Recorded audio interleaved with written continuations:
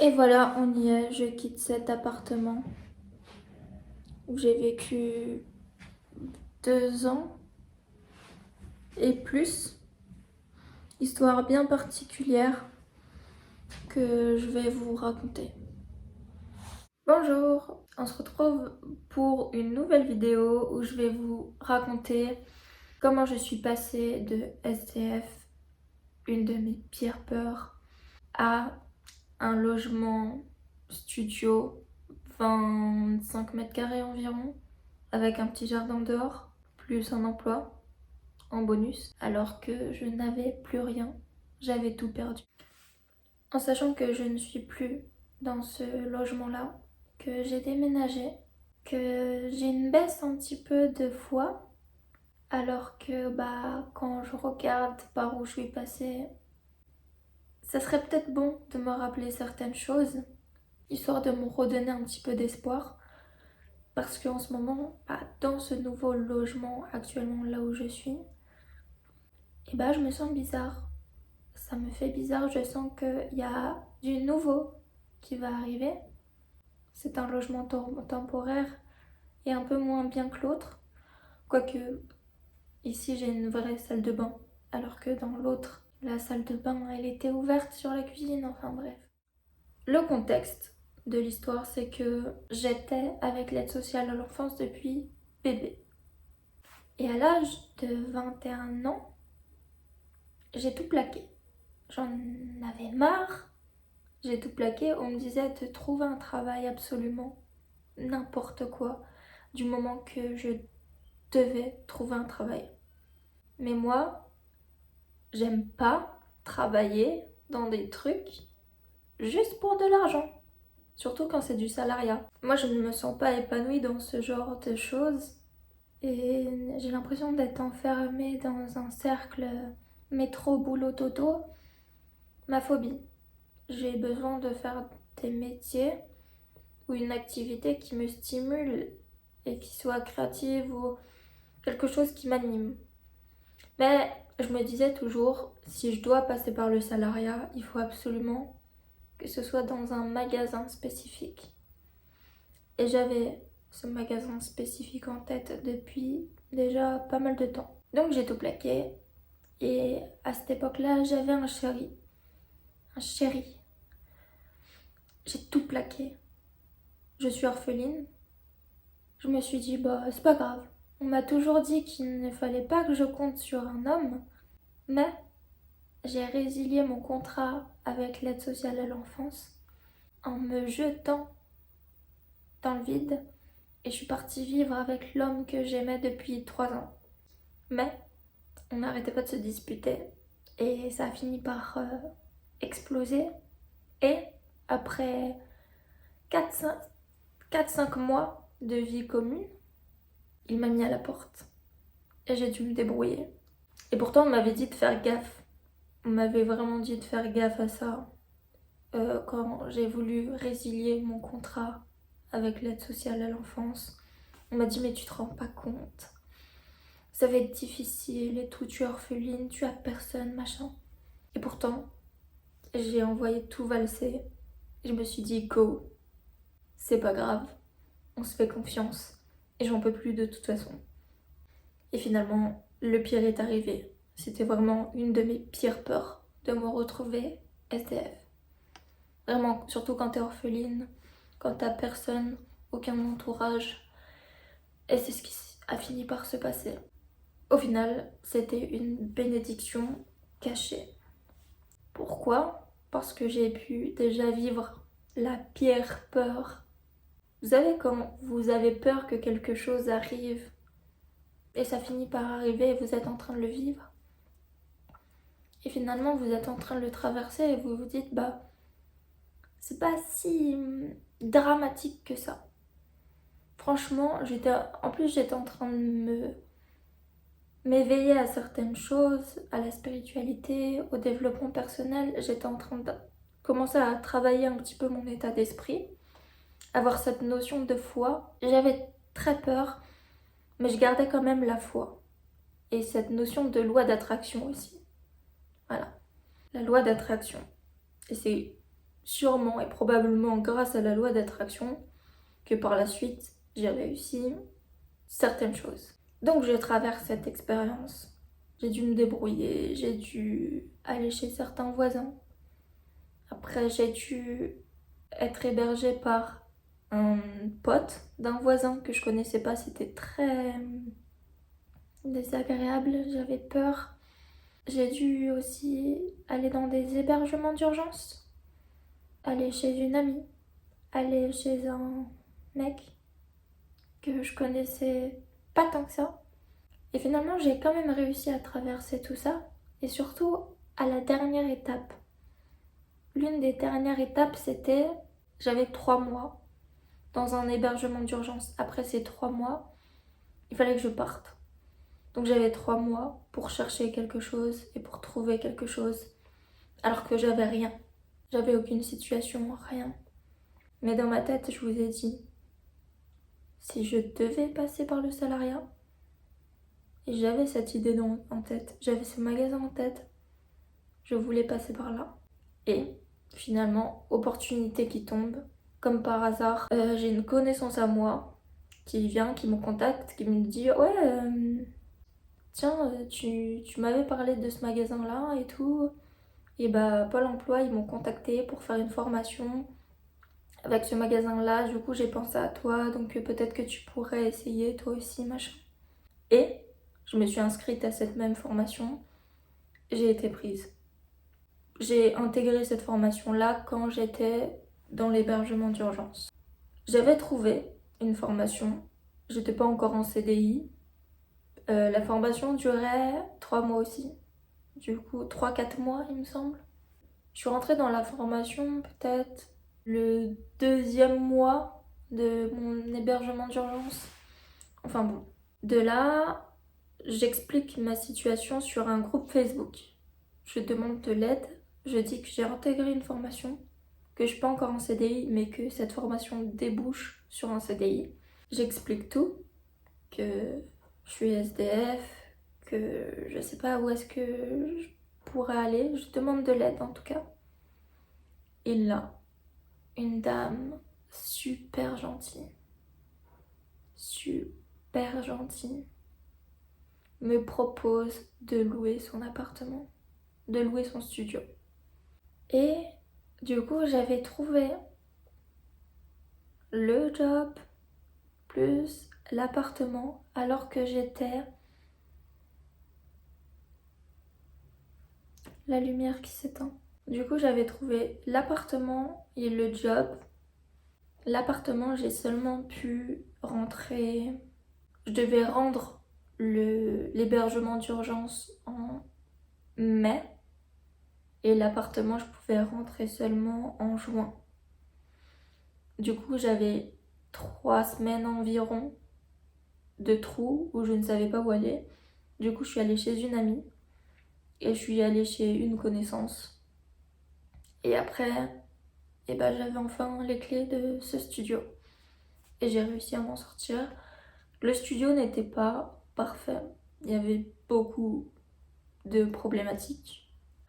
Mais ça va, c'était sympa. Et j'avais quand même un toit en fait. J'avais un toit et j'avais même un petit jardin. Et en soi, c'était sympa. C'était sympa. Quand je vois là où j'ai atterri, je me dis quand même, il était sympa cet ancien studio. Il était beaucoup plus grand qu'ici, actuellement. Et j'avais ce petit jardin. J'avais un petit jardin. Et j'en ai même pas profité. Je voulais un jardin en plus. J'avais souhaité un jardin pour pouvoir faire un petit potager. Et je l'ai même pas rentabilisé. Mais bon, pour y gâter un petit peu la meuf. Et pour vous dire, je vais ressortir certaines publications Facebook où on peut voir le 20 mars 2021. J'ai un peu honte de demander ça, mais en ce moment c'est très compliqué pour moi. Du coup, je me lance. Est-ce que quelqu'un, une fille ou un garçon que je connais, peut m'héberger en Île-de-France? Le temps que je m'en sorte financièrement et niveau logement. Je fais le ménage et la vaisselle, promis. Le 20 mars 2021. Du coup, je refais une publication 3 mai 2021. Hey, je suis en recherche de solutions. Je dois quitter mon hébergement d'urgence le 17 mai et je ne sais pas où loger ensuite. J'ai pas d'appartement, je perçois mon chômage de 600 € et quelques, mais j'ai trouvé un travail que je commence en juin. Quelqu'un a une idée? À chaque mois d'intervalle, enfin 20 mars, pratiquement début avril, je demande de l'aide. 3 mai, je redemande de l'aide. 3 juin, j'ai enfin emménagé. J'étais partie de rien. Et en quelques mois, alors qu'on m'a jetée à la rue comme une malpropre, que je suis orpheline, que j'avais aucune situation, j'avais mon job, j'ai emménagé enfin. Du coup, qui vient à la crémaillère samedi? Et j'avais tout ça. Du coup, le 24 mars, une fois que j'étais bien SDF et tout, mais que j'avais commencé à quand même travailler mon état d'esprit, j'avais fait cette publication alors que je ne savais absolument pas ce qui m'attendait. J'avais pas encore trouvé les solutions et j'avais canalisé une sorte de message d'espoir pour moi-même. Au début, ça n'a pas trop de rapport, mais je vais vous lire. On m'a dit que mon Insta ne reflète pas assez ma personnalité, que je poste beaucoup trop de photos de moi, #narcissique. Après tout, ce n'est pas faux. Alors que mon physique est la dernière de mes préoccupations dans ce que je veux vous partager, je finis par ne poster que ça. Je souhaite surtout partager beaucoup de pensées et davantage depuis que je me suis éveillée à la spiritualité. Je vais donc vous partager mon mood en ce moment beaucoup trop particulier, aussi merveilleux et très dérangeant soit-il. Inutile de vous préciser que je suis SDF depuis pratiquement une semaine maintenant. Inutile de vous préciser que je suis complètement incertaine, perdue et stressée. Mais il est utile de vous et de me rappeler que rien n'arrive par hasard. Aussi perturbant soit-il, je suis peut-être en apparence dans une grosse comparé à mon quotidien d'avant, mais j'ai réussi à trouver un toit, de la nourriture, de quoi me doucher à disposition. J'ai encore la santé et je peux encore partager des choses sur Internet. Merci également, on y vient, j'ai rencontré, découvert de près ou de loin, des personnes très enrichissantes et intéressantes. Comme par hasard, peu après, mon quotidien se trouve chamboulé et un changement radical de vie m'est imposé. Peut-être qu'on veut m'éloigner d'un environnement qui ne m'aurait pas aidé à évoluer, que j'ai trop attendu et qu'on me donne un coup de pied au derrière. Bouge Paloma, vis tes rêves, cesse de rêver ta vie.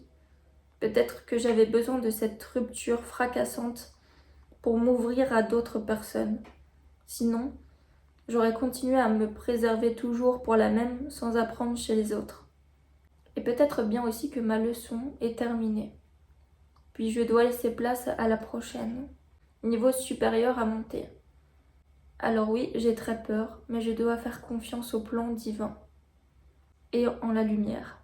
Et je suis impatiente de voir ce que la vie va me réserver et avec qui je vais évoluer. C'était un message très sage. Ces derniers jours, j'ai l'impression d'avoir régressé. J'ai un idéal et certes, j'espérais avoir mon appartement, je l'ai eu. J'espérais avoir un job. Si c'était en salariat, il fallait que ce soit celui-là et je l'ai eu. Mais ce temps-là est révolu. Moi, dans mon idéal, je veux faire autre chose de ma vie que le salariat. J'ai envie d'être indépendante et j'ai envie de créer des choses. Quoi qu'il arrive, je sais que le salariat, c'était pas fait pour moi. Et moi, je veux faire un métier créatif. Enfin, je veux faire plusieurs choses. Ce moment de ma vie, j'en ai eu marre. J'ai fait un espèce de burn-out. J'étais à la limite. Ou alors si je ne l'ai pas fait, j'étais à la limite du burn-out. Parce que je ne me sens plus là où je dois être. J'ai envie d'apporter autre chose. Donc j'ai quitté le logement. Pour déjà les problèmes qu'il y avait. Et parce que j'ai besoin de changement. Pareil pour le travail. Mais là j'ai l'impression de régresser. Parce que actuellement, du coup je suis de nouveau, pas dans un hébergement d'urgence, mais dans un hébergement temporaire. Temporaire et social entre guillemets. Et pas ouf. Il est bien, il est sympa, il faut être reconnaissante de ce qu'on a, mais c'est pas l'idéal. C'est pas ce que je veux pour la suite. Et si c'est temporaire, c'est bien pour une raison. Et du coup, j'ai un coup de mou. J'ai peur. Je me retrouve avec les mêmes sentiments qu'il y a 2 ans, du coup, en 2021, avant que je trouve mon appart, etc. J'ai de nouveau peur parce que là, je sens qu'il y a encore un changement qui va s'opérer. Donc, ce texte-là, c'est un petit rappel aussi pour moi-même parce que je voulais ce changement, je veux ce changement et je me suis même pas donné le choix parce que j'ai pris un logement temporaire. J'ai pris un logement temporaire, j'ai quelques temps et après, je dois rendre ce studio-là. Je me suis pas donné le choix. Là, j'ai une deadline pour réaliser ce que j'ai envie de réaliser dans ma vie. Et le changement, parfois, ça fait peur. On a peur de pas réussir aussi. J'ai des idées, hein. Et puis, effectivement, j'ai une vision encore. Et ce serait cool que ça se passe comme il y a 2 ans, avec cette évolution, ce changement-là, que j'accomplisse dans les futurs mois, ce que j'espérais depuis quelque temps. Et vous voyez ce processus-là. On va devoir le faire, hein. Et si ça peut vous donner un petit peu d'espoir à vous aussi, un petit peu de courage, même en partant de rien, si vous avez une certaine confiance en la vie, peut-être que vous aussi vous pouvez réaliser certaines choses, avoir certaines choses que vous désirez. Faut pas avoir peur du changement, hein, du coup. Parce que pour le coup, c'est vrai que là, je trouve que je manque un peu de courage par rapport à avant. Parce que j'ai quand même eu le courage de résilier mon contrat avec l'aide sociale à l'enfance, alors que j'ai personne. J'ai sauté dans le vide.